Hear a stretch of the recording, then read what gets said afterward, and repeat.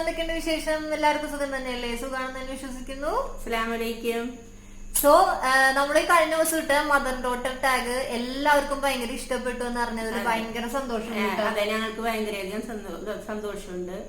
So പിന്നെ നമ്മുടെ ചാനലിൽ ഒരുപാട് പുതിയ മെമ്പേഴ്സ് വന്നിട്ടുണ്ട്. എല്ലാവർക്കും വെൽക്കം ഉണ്ട് കേട്ടോ. എല്ലാവർക്കും താങ്ക്സ് ഉണ്ട്. അതുപോലെ തന്നെ നമ്മുടെ ചാനൽ ഇനി ആരെങ്കിലും സബ്സ്ക്രൈബ് ചെയ്യാതെ കാണുന്നുണ്ട് എന്നുണ്ടെങ്കിൽ വേഗം തന്നെ സബ്സ്ക്രൈബ് ചെയ്യണേ. അതുപോലെ തന്നെ ബെല്ലൈക്കൺ ക്ലിക്ക് ഓൾ ഓപ്ഷൻ കൂടെ സെലക്ട് ചെയ്ത് കൊടുക്കുക. പിന്നെ നമ്മള് ഓണത്തിന്റെ കുറെ അധികം റെസിപ്പീസ് ഇട്ടിട്ടുണ്ട് കേട്ടോ. അതെ, ഓണം സ്പെഷ്യലായിട്ട് ഇഞ്ചിക്കറി ഇട്ടിട്ടുണ്ടായിരുന്നു, കയ്പില്ലാത്ത പാവക്കറി ഒക്കെ ഇട്ടിട്ടുണ്ടായിരുന്നു.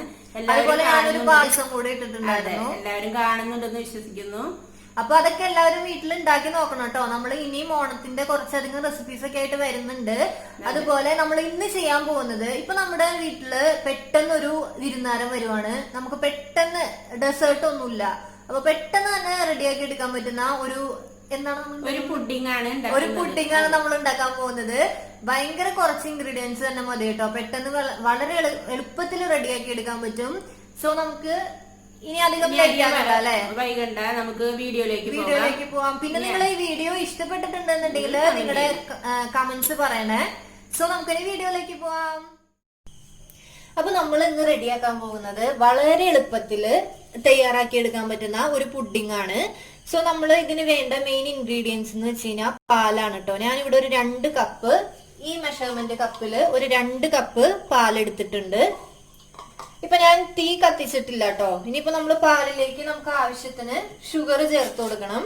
ഷുഗർ ഒക്കെ ഓരോരുത്തരുടെ മധുരത്തിനനുസരിച്ചിട്ട് ചേർത്ത് കൊടുക്കാവുന്നതാണ്. ഞാനിപ്പോ ഇവിടെ ഒരു 3 ടേബിൾ സ്പൂൺ ഷുഗർ ചേർക്കുന്നുണ്ട്.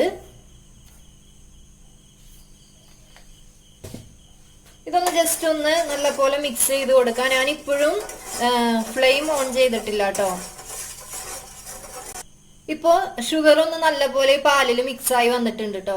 ഇനി ഞാൻ ഇതിനകത്തേക്ക് 1 ടേബിൾ സ്പൂണോളം കോൺഫ്ലോർ ഇട്ട് കൊടുക്കുന്നുണ്ട്. എന്നിട്ടൊന്ന് നല്ലപോലെ മിക്സ് ചെയ്യുക. ഈ കോൺഫ്ലോറും കൂടെ ചേർത്ത് കഴിഞ്ഞിട്ട് വേണം നമ്മൾ ഫ്ലെയിം ഓൺ ചെയ്യാൻ വേണ്ടിയിട്ട്. അപ്പൊ നമുക്ക് ഫ്ലെയിം ഓൺ ചെയ്യാം കേട്ടോ. മീഡിയം സിമ്മിൽ ഇടണം. എന്നിട്ട് എന്താ വെച്ച് കഴിഞ്ഞാൽ നമ്മള് കോൺഫ്ലോർ ഇട്ടിട്ടുണ്ടല്ലോ, അപ്പൊ അതൊക്കെ ഒന്ന് പാലിൽ കിടന്നൊന്ന് വെന്ത് വരണം. ഇനി ജസ്റ്റ് ഒന്ന് ഇളക്കി കൊടുക്കുക. എന്നിട്ട് കോൺഫ്ലോർ നല്ലപോലെ കട്ടിയായിട്ട്, നമ്മുടെ പാല് കട്ടിയായിട്ട് വരണം. അതുവരെ ഒന്ന് ഇളക്കി കൊടുക്കുക.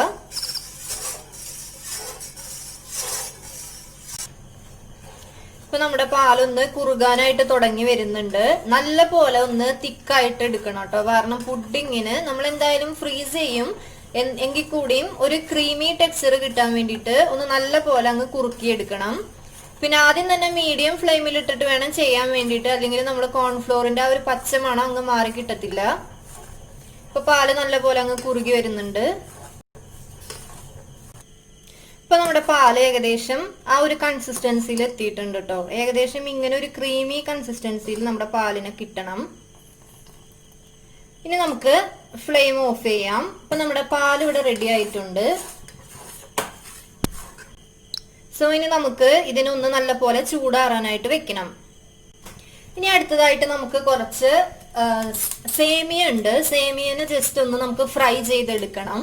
അപ്പൊ അതിന് വേണ്ടിയിട്ട് ഒന്നില്ലെങ്കിൽ നമുക്ക് നെയ്യ് യൂസ് ചെയ്യാം. ഇനിയിപ്പോ ബട്ടർ ആണെന്നുണ്ടെങ്കിൽ ബട്ടറും യൂസ് ചെയ്യാം. ഇപ്പൊ ഞാനിവിടെ ഏകദേശം ഒരു ടീസ്പൂണോളം നെയ്യ് എടുക്കുന്നുണ്ട്.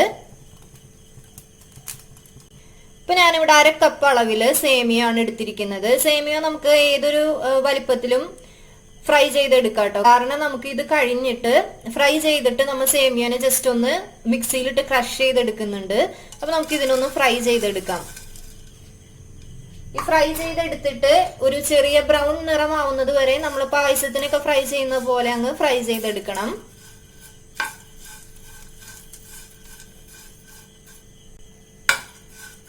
ഇപ്പൊ നമ്മുടെ സേമിയ ഒന്ന് ബ്രൗൺ കളറായിട്ട് വന്നിട്ടുണ്ട്. ഇനി നമുക്ക് ഇതൊന്ന് ഓഫ് ചെയ്യാം. എന്നിട്ട് ഇതിന് നമുക്കൊരു മിക്സിയുടെ ചെറിയ ജാറിൽ ഇട്ടിട്ടൊന്ന് ചെറുതായിട്ടൊന്ന് ക്രഷ് ചെയ്തെടുക്കണം. ഭയങ്കരമായിട്ട് പൊടിച്ചെടുക്കരുത്, ഫൈനായിട്ട് പൊടിച്ചെടുക്കരുത്. ഒരു പ്രാവശ്യം ഒന്ന് കറക്കിയെടുത്താൽ മതി.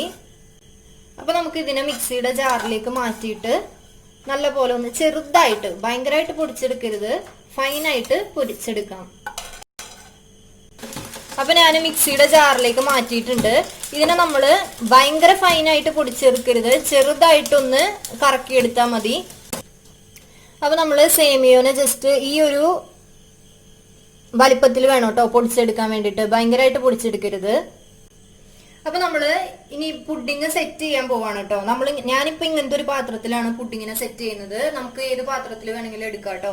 എന്താ വെച്ചാൽ നമുക്ക് ഇങ്ങനെ പെർഫെക്റ്റ് ആയിട്ട് കട്ട് ചെയ്തെടുക്കാൻ പറ്റുന്ന ഒരു ഷേപ്പിൽ എന്തായാലും നമുക്ക് ഈ പുഡിങ് കിട്ടത്തില്ല. നമുക്ക് ഇങ്ങനെ സ്പൂൺ വെച്ചിട്ട് ഓരോ സ്കൂപ്പ് പോലെ എടുക്കാവുന്ന ഷേപ്പിലായിരിക്കും നമുക്ക് ഈ പുഡിങ് കിട്ടുക. അതുകൊണ്ട് ഏതൊരു പാത്രത്തിൽ വേണമെങ്കിലും സെറ്റ് ചെയ്യാം. ഇപ്പൊ ഞാൻ ഈ പാത്രത്തിന്റെ എല്ലാ സൈഡ് വശങ്ങളിലും കുറച്ച് നെയ്യ് പുരട്ടി കൊടുത്തിട്ടുണ്ട്. ഇനി നമ്മൾ നേരത്തെ റെഡിയാക്കി വെച്ചിരുന്ന നമ്മുടെ ആ പാലിന്റെ മിക്സർ നമുക്ക് ഇതിനകത്തേക്ക് ഒഴിച്ചു കൊടുക്കാം.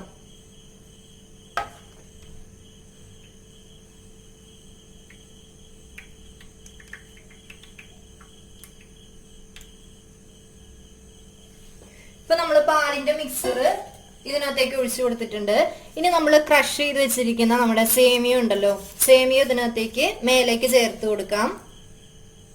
ഇതിപ്പോ വേണമെന്നുണ്ടെങ്കിൽ രണ്ട് രീതിയിൽ ചെയ്യാം കേട്ടോ. ഇതിന് ആദ്യം തന്നെ വേണമെന്നുണ്ടെങ്കിൽ ഒന്ന് കൂൾ ചെയ്തെടുത്തിട്ട് മേലേക്ക് പിന്നെ ഇതിട്ടാലും മതി. ഇപ്പൊ ഞാൻ രണ്ടും ഒന്നിച്ച് ചെയ്യുവാണ്.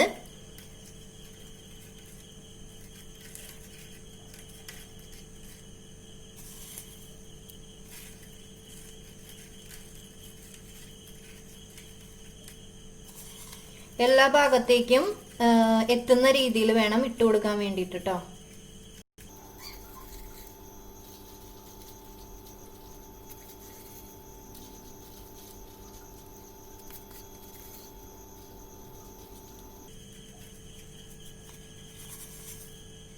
അപ്പൊ നമ്മള് ഫുൾ സേമിയ കൂടെ മേലെ ഇട്ട് കൊടുത്തിട്ടുണ്ട് കേട്ടോ. അപ്പൊ നമ്മുടെ പുഡിങ് ആക്ച്വലി ഇത്രയേ ഉള്ളൂ. ഇനി വേണമെന്നുണ്ടെങ്കിൽ കുറച്ച് ഡെക്കറേഷന് വേണ്ടിയിട്ട് ഇത് ഓപ്ഷണൽ ആയിട്ട് എടുത്താൽ മതി കേട്ടോ. കുറച്ച് ചോക്കോ ചിപ്സ് ഉണ്ട്, അത് ഞാൻ കുറച്ച് മേലേക്ക് ജസ്റ്റ് ഒന്ന് ഇട്ട് കൊടുക്കുന്നുണ്ട്. അപ്പൊ നമ്മൾക്ക് പുഡിങ് കഴിക്കുമ്പോൾ ജസ്റ്റ് ഒന്ന് കടിക്കാനും കൂടെ, കടിക്കുമ്പോൾ ടേസ്റ്റ് ആയിരിക്കുമല്ലോ. ചോക്ലേറ്റും കൂടെ മിൽക്കും കൂടെ കടിക്കുമ്പോൾ നല്ല ടേസ്റ്റ് ആയിരിക്കുമല്ലോ. അപ്പൊ അതിന് വേണ്ടിയിട്ടാണ്. ഇതിപ്പോ ഓപ്ഷണൽ ആണ് കേട്ടോ, ഇല്ലെങ്കിലും പ്രശ്നമൊന്നുമില്ല. ഇതിന് പകരം വേണമെന്നുണ്ടെങ്കിൽ കാഷ്നട്ടോ എന്ത് വേണമെങ്കിലും മേലെ ചേർത്ത് കൊടുക്കാം കേട്ടോ. അപ്പൊ നമ്മുടെ പുഡിങ് ഇത്രയാണ് സെറ്റ് ചെയ്യാനുള്ളത്. ഇനി നമുക്ക് എന്ത് ചെയ്യണമെന്ന് വെച്ച് കഴിഞ്ഞാൽ ഇത് നല്ലപോലെ മിൽക്ക് നല്ലപോലെ ചൂടാറിയിട്ട് വേണം കേട്ടോ നമ്മള് പുഡിങ് സെറ്റ് ചെയ്തെടുക്കാൻ വേണ്ടിയിട്ട്. ഇനി നമുക്ക് ഇതേപോലെ തന്നെ നമുക്കൊന്ന് ഫ്രീസ് ചെയ്യണം.